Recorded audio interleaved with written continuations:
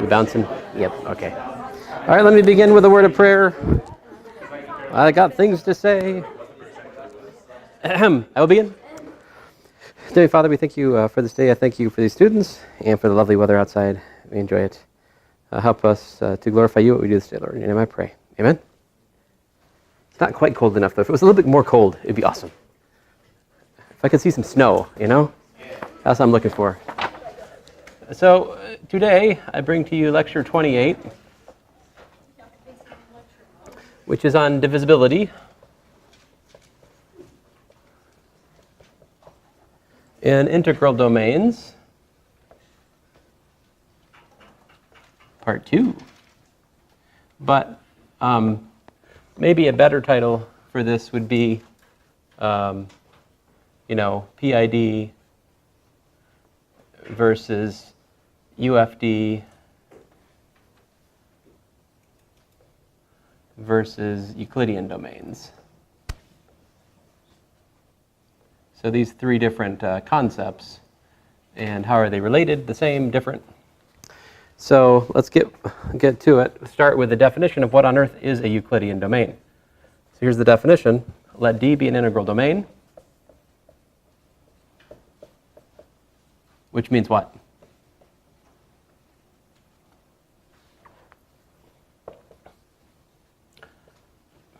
Commutative ring, no zero divisors, right? Integral domain. Then D is said to be a Euclidean domain.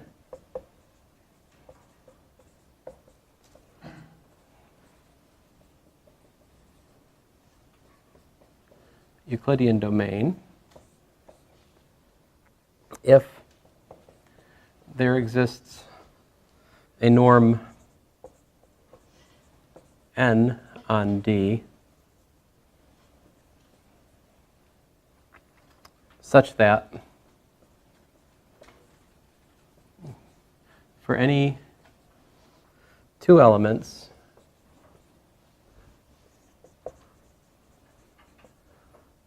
A comma B in D with B not equal to 0, there exist Q and R in D. Think of them as the quotient and the remainder, all right, with A is equal to QB plus R, and either R is equal to 0 or the norm of R, well, I shouldn't say either or, and R is equal to 0 or n of R is less than n of B. All right. And we say Q is equal to the quotient, right? And R is equal to the remainder of the division. So it's the quotient of the division, the remainder of the division, right? So here's what I have to say. You can contrast this with the definition which is given for Euclidean domain in different books. I'll let you read the paragraphs there. It's not really, let's focus on my definition here for the sake of class. But I will warn you that the definition for Euclidean domain varies from text to text, okay? There's not as much universal agreement over exactly what a Euclidean domain should be. There's various weaker, stronger ways of looking at it. But this is the way we're going to look at it. So what's an example of a Euclidean domain? How about what if we take D equal to the integers? Right? Then you pick any A and B, right? If A and B are integers, then what does the Euclidean algorithm say? There exists Q and R integers such that what? A is equal to BQ plus R with what? 0 less than or equal to R less than what?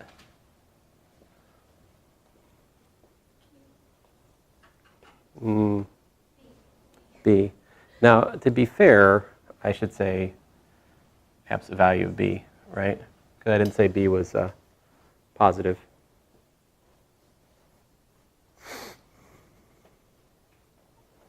Maybe you haven't thought about this. There's a couple different wrinkles in terms of ordinary Euclidean algorithm, in terms of whether you're taking positive or negative remainders. In principle, you could take a, you could use positive or negative remainders. It would be a little bit different, not the standard thing, right? Our standard choice is to use the positive remainder, isn't it? But if you think about it, you could kind of do something similar where you used a negative remainder and it would still get you close, right? Like, the thing is, if you look at, so you think about the number line, right? And you think about somewhere in here you've got bq, right? Somewhere in here you've got b times q plus 1, right? Somewhere over here you've got b times q minus 1. And, what's the remainder? So this right here would be something like bq plus a positive remainder, right? This over here would be something like bq plus a negative remainder, right? If you were willing to look at such a thing, you could do such a thing, right? I'm just trying to say that you could think about some tweaking of the ordinary Euclidean algorithm if you wanted to. But anyway, let's just stick with the standard positive remainder Euclidean algorithm, and I think you can see that the ordinary Euclidean algorithm paired with the integers makes, in fact, the integers a Euclidean domain. Would we agree? I hope. What else can we do? Let me stop talking about weird modifications to the ordinary Euclidean algorithm. It has little to do with anything else we're doing today. I have lost my eraser. I put it back there. Oh, yeah, I did.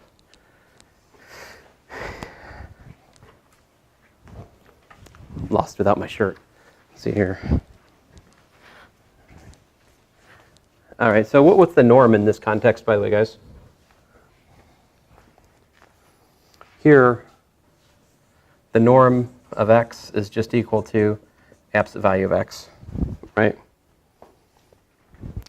And you can easily see that the absolute value function is a multiplicative norm. It's a positive multiplicative norm, right?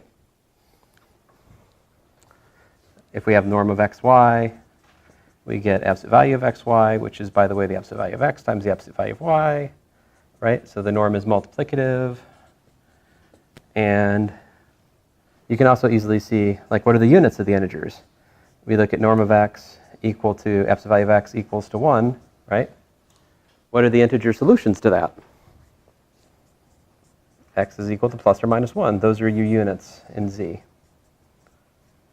Okay, so that ties in nicely with what we talked about last time, looking for units using the norm, right? Let's see here. Oh, and I actually have a concrete numerical example of what I was talking about. So here's 54. We could look at it as 6 times 8 plus 6, or we could look at 54 as equal to 7 times 8 minus 2, right? I would say that that's the ambiguity of the division algorithm. And I don't think I've stated it quite right.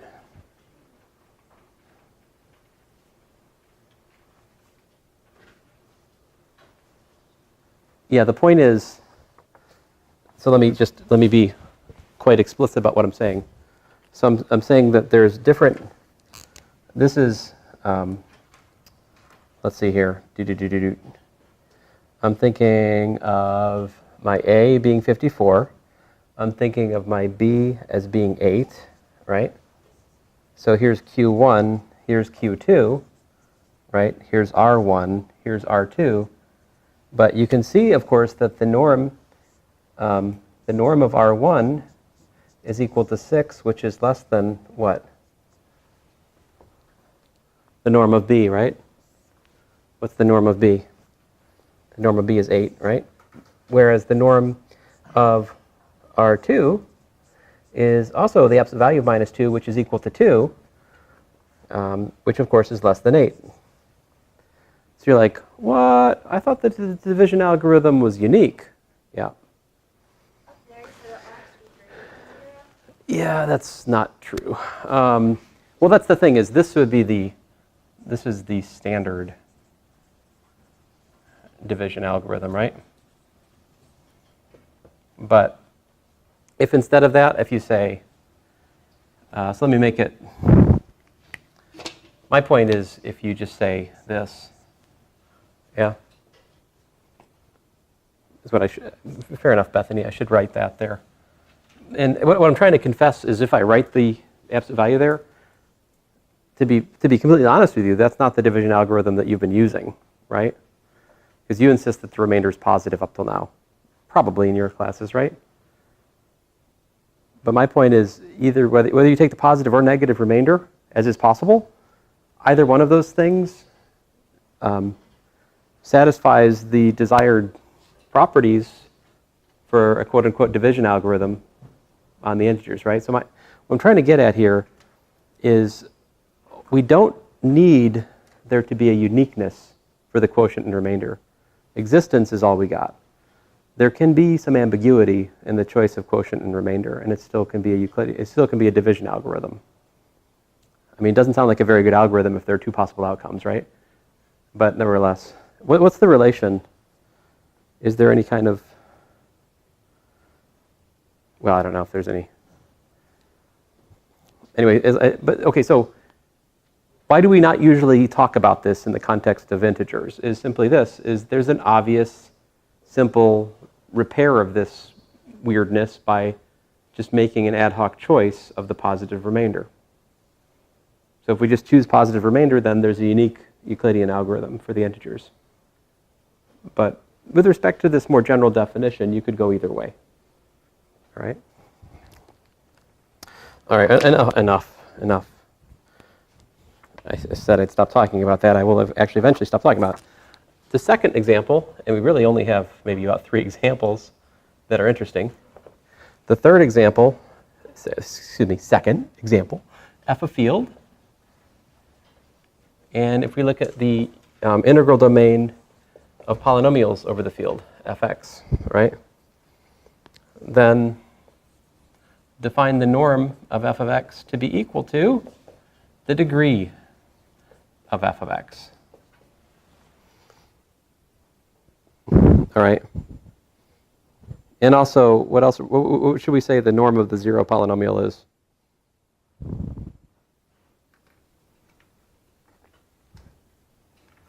Well, in this example, I don't seem to be defining it.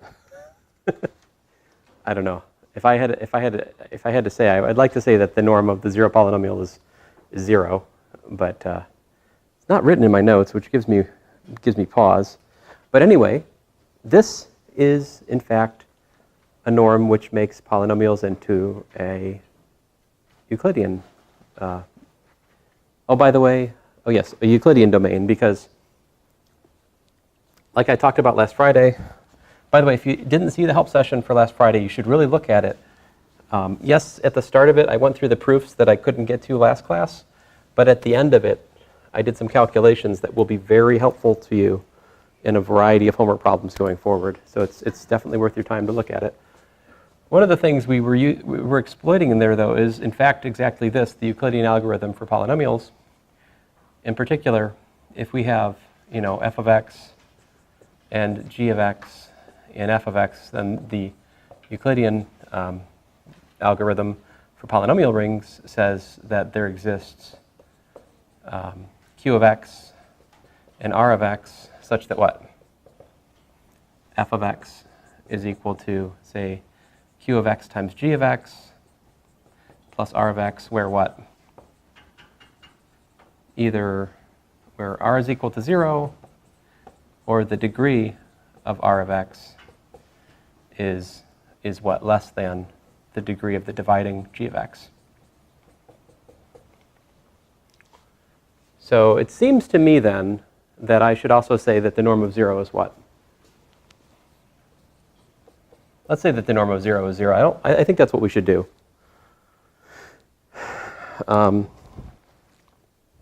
Great. then what? So does this work? I mean, does it match up? I think so. So we either have the norm of r is equal to 0, or the norm of r, which is, by the way, less than what?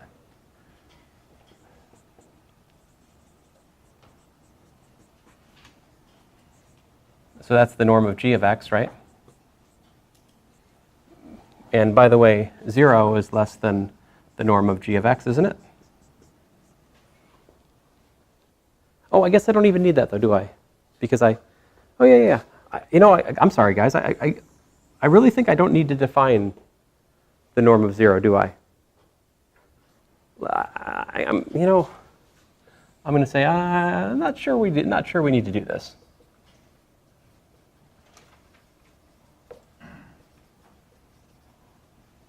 Not sure we need to do this, actually, because my definition back here said either the remainder is 0, right, which would be the 0 polynomial, which we've not defined degree for, or the norm of the remainder has to be less than the norm of b. Here, g of x is the b, so I think we're good to go. So that's, in other words, in short, polynomials over a field form a Euclidean domain. All right? My next example, a little bit more adventurous, is Gaussian integers. And so this one's actually a lot of fun. So what are the Gaussian integers?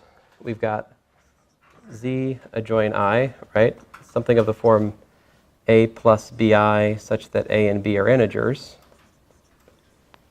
And the claim is that we can make the norm of a plus ib equal to a squared plus b squared.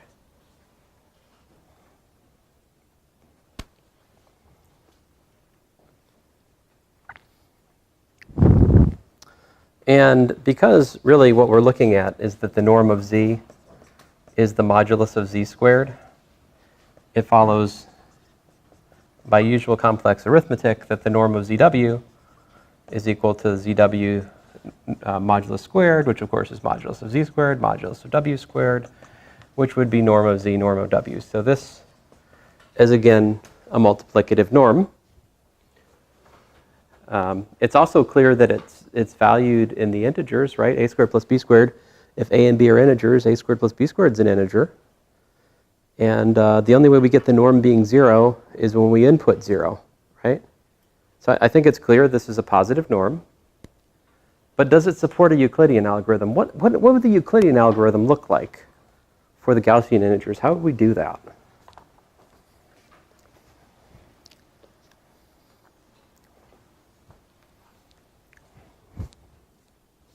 So allegedly, we need to think about this. If we have, z equals to, say, x plus iy and w equal to u plus iv for lack of imagination, and suppose that w is non-zero, right? How to find, let's say, q and r in the Gaussian integers such that what? We need that z is equal to qw plus r, where what? Where either we have r equals to 0, or we have the norm of r is less than the norm of, what is it? In this case, w.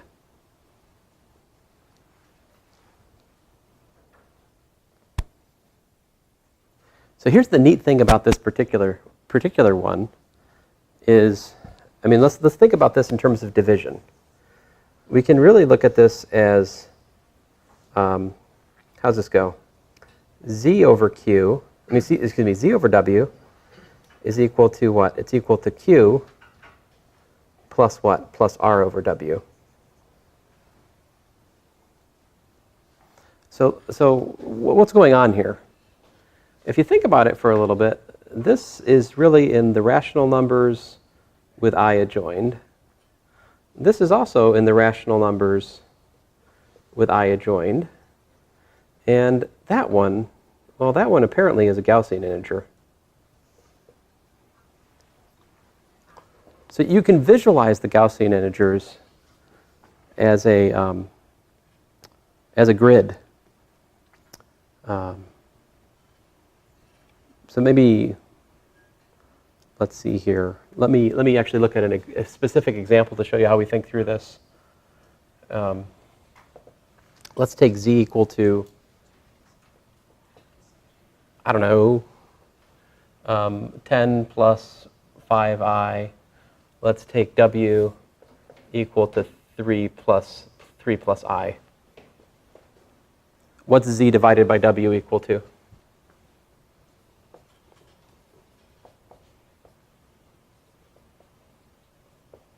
Can you do this calculation? How would we do this calculation? What do? We want to bring the I upstairs, right? So standard operating procedure, multiply by the conjugate of the denominator.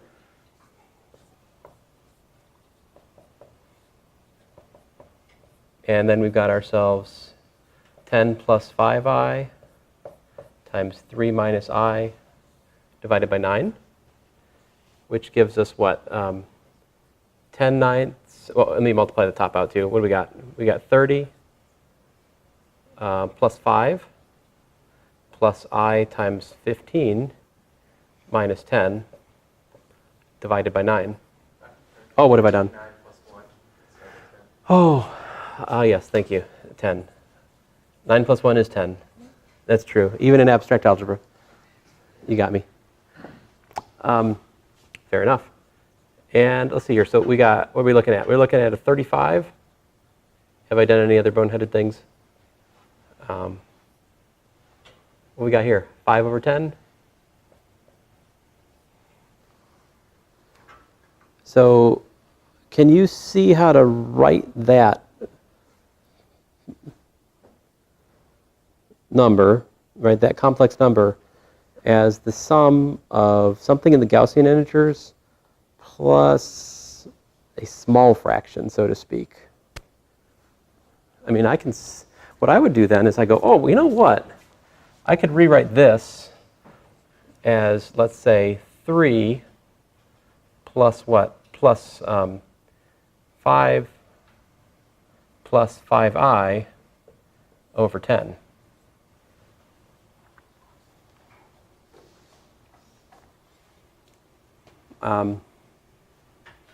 Right? Which, of course, you could simplify further. Z over w is equal to what? 3 plus what?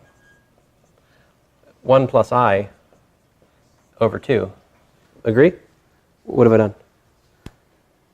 Nothing? All right. All right. I'll allow it. Great. So then multiply back by w, what do we got? We've got z is equal to 3w plus what?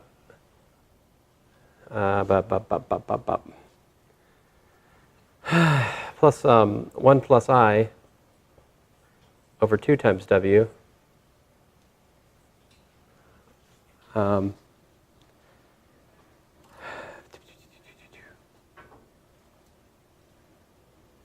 And how's that work out? What do we got here?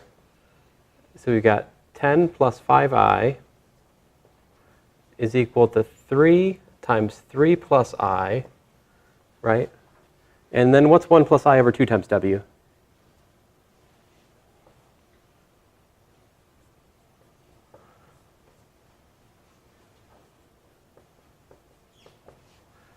That looks like a 1/2 of 3 minus 1 plus I times 3 plus 1, also known as 1/2 of 2 plus 2 plus 4i, also known as 1 plus 2i.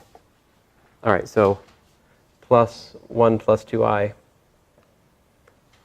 So my claim is that that is a division algorithm. Did it work? So here's my quote-unquote A. Here's my quote-unquote B. here's my Q, so to speak, and here's my R. Is it legit? I mean, we have the equality. We've got the A is equal to BQ plus R. Great. But what about the norm? The norm of R is equal to 1 plus 2 squared, also known as 5. What's the norm of B? As you guys have corrected me, 10. Right? 5 less than 10. I win. Ha. No, it wasn't really a competition, but so this is a sketch of the division algorithm for Gaussian integers. What you can do is you take the pair of Gaussian integers, you divide them. That will give you a point in the complex plane with rational coefficients. You split off the part of that which is whole number. That leaves you with a proper fraction, so to speak. The norm of that proper fraction will be smaller than 1, and it will lead back to give you a division algorithm. So you can, in fact, divide in the Gaussian integers. Let me show you in more depth.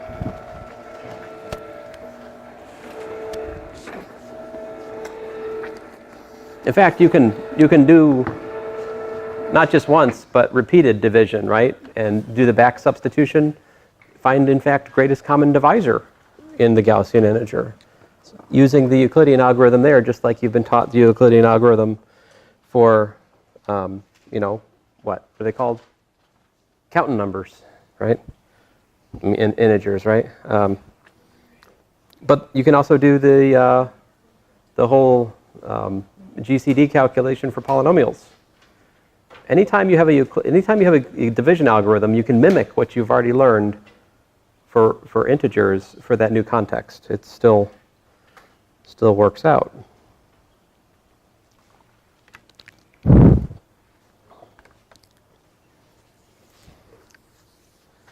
Now, this is not where we currently are, but this picture is somewhat relevant. So remember, this is back way back, like lecture 22, 23, something like that. And so here, this is just a picture of the Gaussian integers, right? Just the dots, right? It's a lattice. And the thing is, whenever you take two of these points and divide them, you get something in the rationals. Well, you get a complex combination of rational numbers.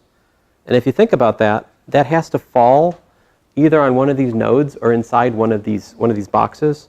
And if you just think about it geometrically, you could use one of the adjacent nodes as the sort of is the B.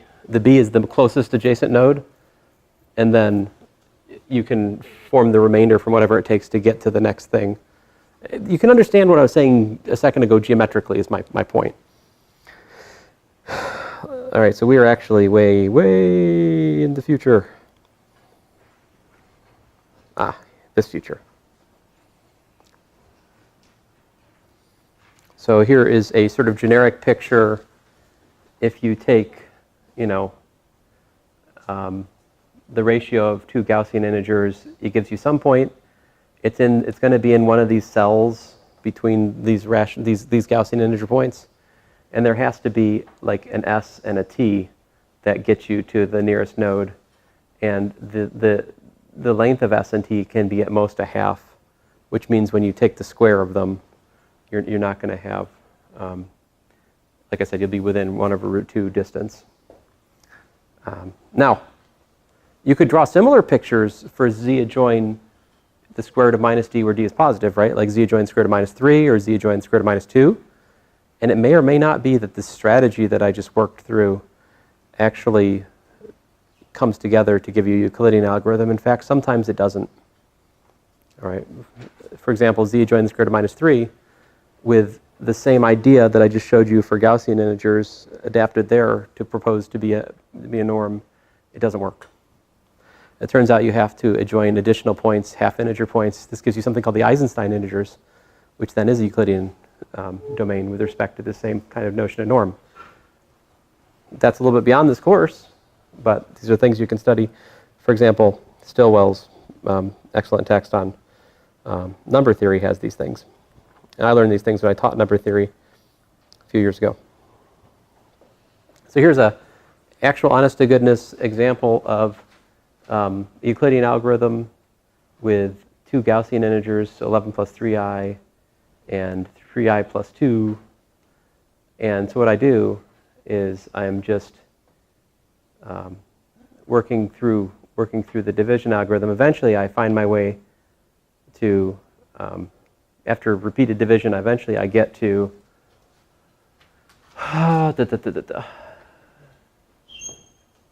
bless you. Eventually, I get to that remainder. The thing is, what are the units in the Gaussian integers? What if you want the norm? You want the norm.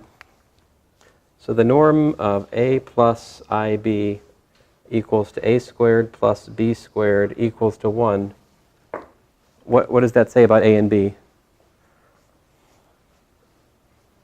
Yeah, they're on the unit circle. But on this unit circle, you're only allowed integer points, right? So these are the 4 units in the Gaussian integers, namely I, minus I, 1, and minus 1. There are 4 units in the Gaussian integers, as it happens. So once you get to any one of these things in your division algorithm, that means you're done. Just like whenever we get to a remainder of 1, we know we're done, right? We know the next step is going to give us a 0. We also know if a repeated division through the Euclidean algorithm brings us a remainder of 1, that means that the initial things were relatively prime. And we can use back substitution to illustrate Bezout's theorem, right? Same thing true here. So I start by dividing by, let's see, my divisor I think is beta. Yeah. So at first I'm like, well, I can take 11 plus 3i and I can write it as, what's that mean? Did I change the order? Well, I think that's because the second step is curses.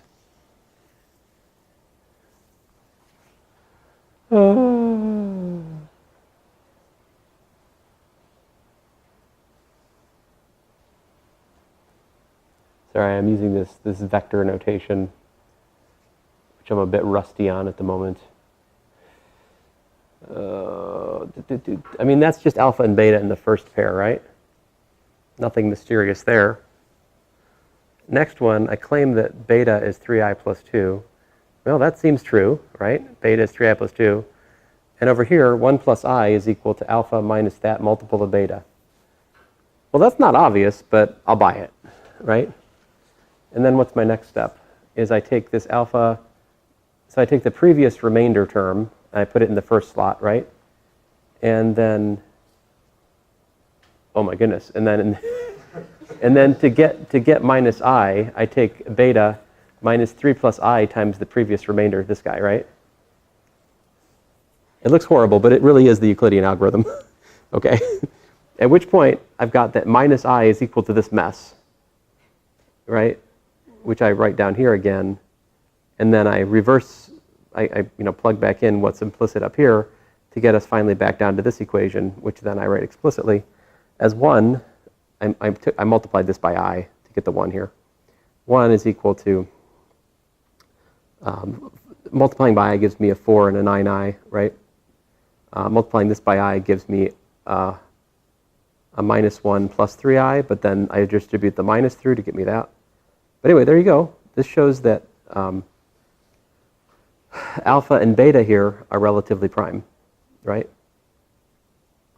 In the sense of, well, generalizing the meaning of relatively prime to the current context, right? I guess we didn't really define relatively prime for elements of a Euclidean domain yet, did we? What should the definition of relatively prime be for elements in a Euclidean domain? What do you think it should be? So for the ordinary integers, we say two things are relatively prime if their greatest common divisor is what? It's 1. But equivalently, we could have said that if there exists an integer linear combination of the given numbers such that it equals the unit, right? Like if there exists x and y such that ax plus by equals to 1, then A and B are relatively prime. Maybe that's the right definition to take here. We could say that alpha and beta are relatively prime in a Euclidean domain if there exist x and y such that alpha x plus beta y is equal to, well, we could say 1, but we could be more generous than that. Let's say such that they're equal to a unit would suffice. But of course, if they're equal to a unit, you could multiply it by the inverse of the unit and get back to an equality at 1 anyway. So anyway, just a sample calculation of what's possible here.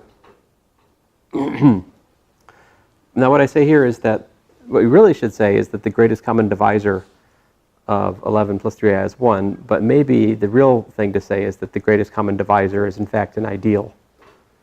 All right, because the ideal generated by 1 is equal to this ideal plus that ideal. If I take the ideal generated by 11 plus 3i and the ideal generated by 3i plus 2, and I add those ideals, I get 1. That's to say that the ideal generated by 11 plus 3i and the ideal generated by 3i plus 2 are what are called comaximal. Two ideals are comaximal if the sum of the ideals is the whole ring. This is also true for integers. If you take the ideal generated...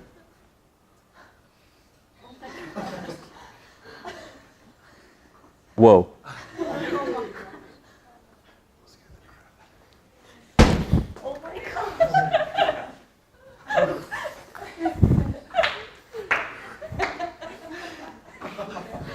There we go. All right, so if you take the ideal generated by 2 and take the ideal generated by 3, right? Those integers are relatively prime. What's the sum of the ideal 2z and 3z? If you add 2z plus 3z. How do we add ideals, by the way? We just take the set of all possible sums, the ideal A plus ideal B would be parentheses A plus B such that A is an A and B is an B. All right, sum of ideals. Just like we added subspaces in linear algebra. My point to you is if we take relatively prime, like 2z plus 3z, we'll get all of z. The ideals generated by relatively prime integers are comaximal. So this comaximality of ideals really captures the notion of relative primeness. It's the generalization of relative prime in terms of the ideal structure. All right. Now, the calculations and concepts we find in Euclidean domains were largely pioneered by people such as Euler, Gauss, students in the 19th century. But the thing that was troubling actually was unique factorization. So Gaussian describes on page 316 the assumption of unique factorization misled Gabriel Lame, that's wrong, but that he had a proof of Fermat's last theorem, x to the n plus y to the n equals z to the n, with no integer solutions for n greater than or equal to 3. But unfortunately, he was wrong. Or fortunately, he was wrong, right? Because that's turned out to be a rather interesting story that's only recently been solved, right? Fermat's last equation is fresh and required really, really difficult mathematics that have been only developed over the, monumental efforts of mathematicians over more than a century. It's been finally solved pretty recently, right? Through rather advanced techniques. And so the technique that Lame used, or Lame, I guess, assumed a unique factorization of what are called algebraic integers, so-called cyclotomic integers. And let me just skip to the end of this lecture and show you what I'm talking about here.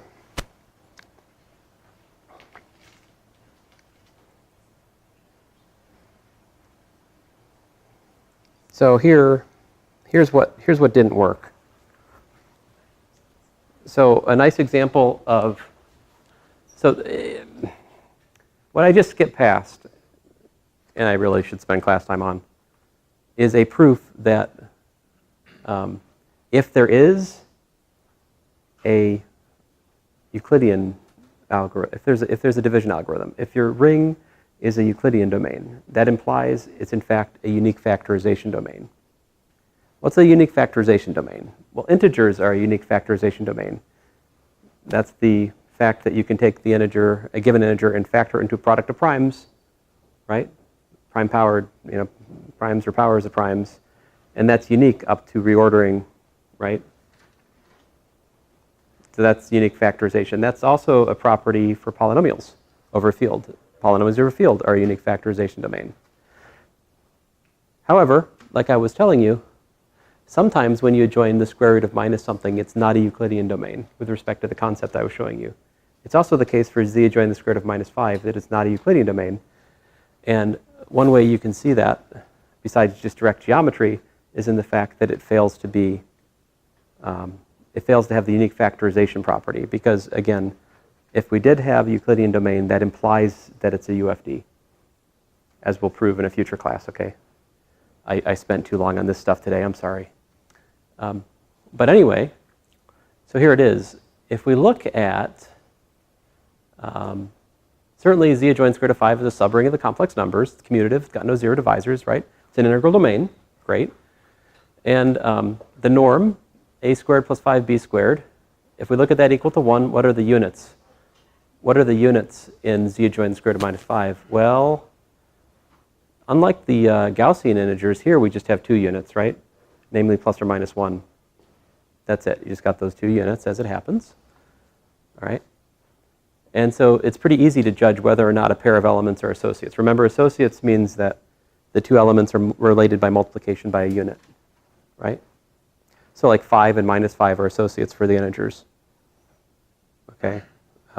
Associates for Gaussian integers are more interesting, because you can think about multiplying by I or minus I. So anyway, look at this. 46 is 2 times 23. I think we can all agree, right? But you know what? 46 is also 1 plus 3 squared root of minus 5 times 1 minus 3 squared root of minus 5. Where's that coming from?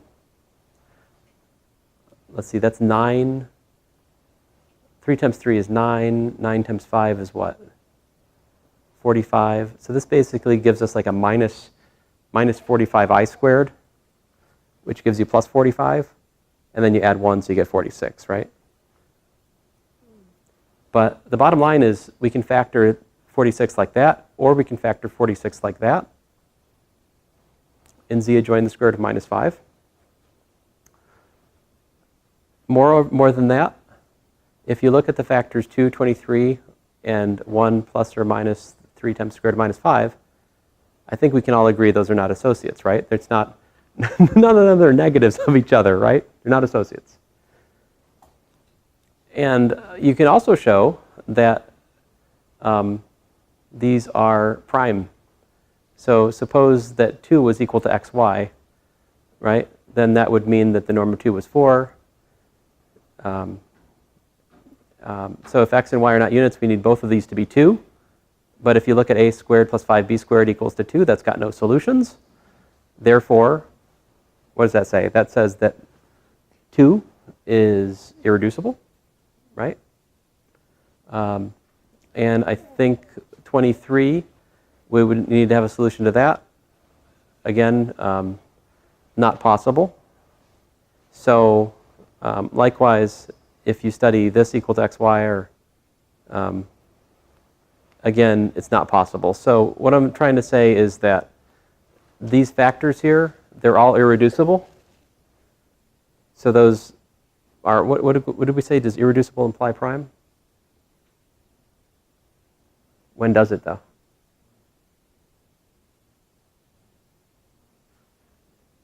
What? Principal ideal domain?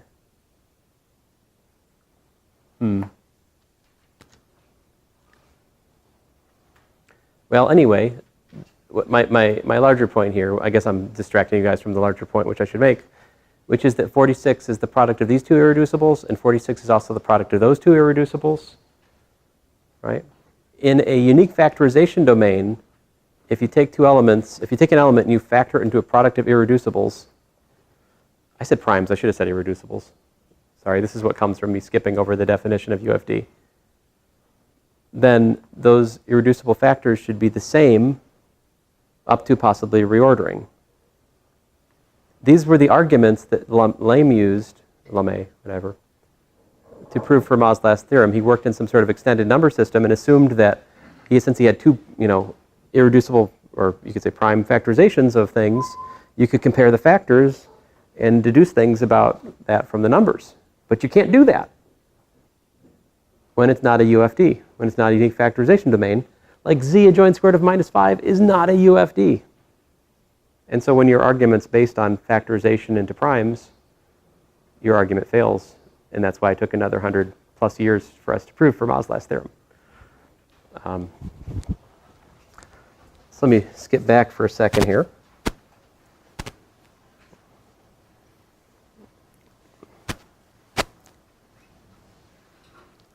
So here's the definition of unique factorization domain. An integral domain D is a unique factorization domain if every non-zero element of D can be written as a product of irreducible elements in D. And that factorization of irreducibles is unique up to ordering and associates. In particular, if you have two different factorizations, then this set of elements has to be equal to that set of elements, where these U1 through UN are just units. All right. So it's going to take me about 20 minutes or so to prove the theorems that are in this section, but they actually illustrate some of the deeper and more beautiful proofs that you'll see in this course. In particular, we're going to use this ascending chain condition, which says that in a principal ideal domain, any strictly increasing chain of ideals must be finite in length. That's going to actually allow us to prove, and the argument, this proof is really quite something, like nothing else you'll see in this course really, that every principal ideal domain is a unique factorization domain. Just with what you know, what's in a principal ideal domain? In a domain, an integral domain in which every ideal is principal, what's a unique factorization domain? It's kind of horribly technical statement about factorizations into irreducibles being unique. To me, the fact that you can even prove such an implication is really striking. And that we can prove it at this level, in a course of this level, is even more exciting, I think. And it's through the magic of the ascending chain condition. So that was pioneered by Emmy Noether and her school of ring theorists in the early 20th century. I think Emmy Noether, it's unfortunate that she died at such a young age. Otherwise, she'd be a much bigger figure in mathematics than she already is. So anyway, that's it for today. Thanks, guys.